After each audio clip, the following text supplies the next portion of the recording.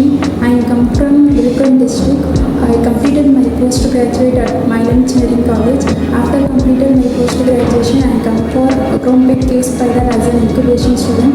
Initially while coming, I don't have any idea about the programming language. After attending this class, I have deep knowledge about the programming language. He will teach very well OOPS concept, and after that, each and every day they will conduct a presentation for the communication and a mock interview for confidence in interview. And after I attended the technology, Thomas sir will teach HTML, CSS, JavaScript very nicely. Each and every concept I explains to develop a good front-end application.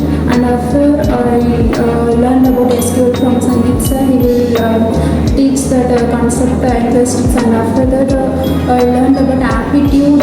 Even aptitude also conducted there. Celsia ma'am will teach us each and every sums very nicely with a quick way. And after that, advanced Java I learned from Amit sir. Thank you for sir, because advanced Java is difficult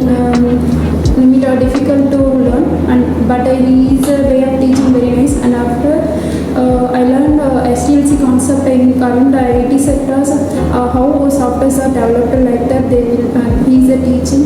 Finally, I got